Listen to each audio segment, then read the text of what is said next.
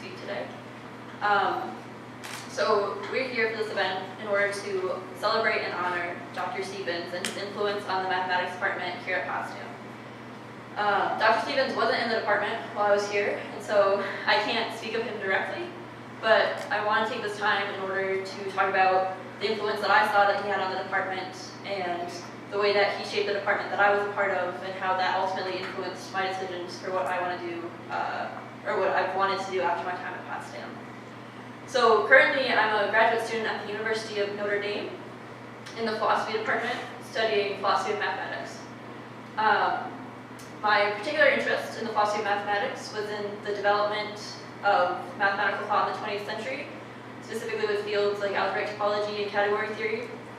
And my interest in these questions spawned from a significant change that happened in mathematics that began in the 19th century, when people became more worried about rigorous methods in mathematics and avoiding relying on spatial intuitions and these kinds of things. So before these questions of reliability were introduced and considered by mathematicians too seriously, mathematics was thought of as playing an important role for the sciences, and its reliability was justified by its ability to be applied to these sciences. During the scientific revolution, in fact, people often equated science and mathematics, so that mathematics was only thought to be valued insofar as it had some kind of scientific import. But with certain mathematical discoveries in the 19th century, such as the fact that there are continuous functions that are nowhere differentiable,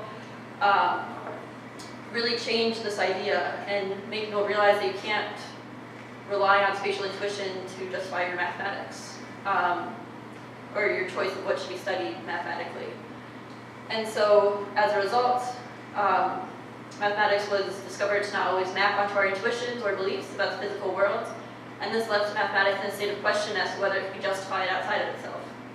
So, this realization is at least partially responsible for the development of pure mathematics, or the study of mathematics, which is what we primarily do today in contemporary mathematical research, and which doesn't rely on facts about the physical world or interest in the physical world necessarily.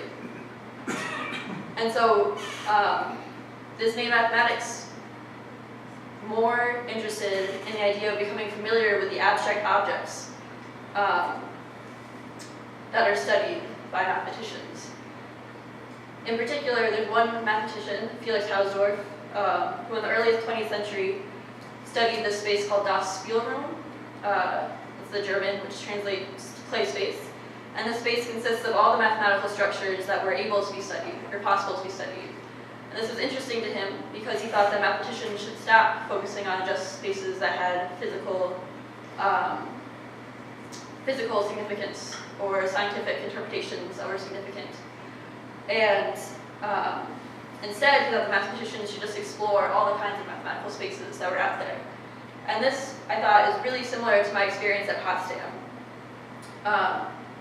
It's not only the small subset of mathematical structures that are useful to the sciences that should be studied, it's any mathematical structure. And it's the job of the mathematician to explore all of these structures and become familiar with them, because it's that which constitutes mathematical study. In particular, at Potsdam, the purpose of the classes that I took were not to introduce some concepts that could be used as a means to some end, some computational end or scientific end. Rather, the goal was to become familiar with these abstract mathematical structures and to think carefully about them and to really develop some deep critical thinking skills about these objects, as abstract as they could be, or despite as abstract as they could be. So this was especially evident in the master's seminar, which Blair mentioned, in which you have to choose a topic in a book and study it deeply. The goal of the seminar wasn't just to recite proofs from a book or be able to present those proofs in a nice way. The idea was to become really familiar with the subject matter of those proofs and the relations of these mathematical objects to one another. And the ultimate goal is that by the end of your year-long seminar course, you have a deep understanding of those mathematical objects themselves that you've chosen to study. And you can't just name or list the facts that you've learned about them, but instead you can really think about them carefully and closely and deeply understand what those objects are and their significance. So This requires more than just knowing the important results relating to the field. It requires understanding. So to make this distinction between knowing and understanding, you can think of the example of a 5-year-old who knows that if I drop this pencil, it's going to fall to the ground. But it doesn't seem correct to say that that 5-year-old understands that that pencil is going to fall to the ground. They don't have a notion of gravity or of the relation of physical objects to one another in the world. And so to understand something in mathematics, you need to be able to do more than just know the theorems, but you need to really understand them. And I think that that's what was significant to me at being at Potsdam, is that they really encourage this understanding of theorems and mathematical objects. So as I said, the department wanted you to leave here not only knowing mathematics, but really understanding it. And the goal was never to cover enough material so that you could use your mathematical knowledge to some end, but rather so that you could use your mathematical knowledge and also reason and deeply think about it and its significance in other areas, or to other mathematical objects. And so this emphasis on deeply familiarizing oneself with mathematical objects, which I was subject to in the Potsdam Mathematics Department, is what sparked my interest in philosophy of mathematics. It was the department that made it clear to me that mathematics is interesting in its own right, and that made me interested in the development of this view of pure mathematics. And that has now become one of the main focuses of my interests, or my research, to understand this development of pure mathematics and its appreciation and its significance.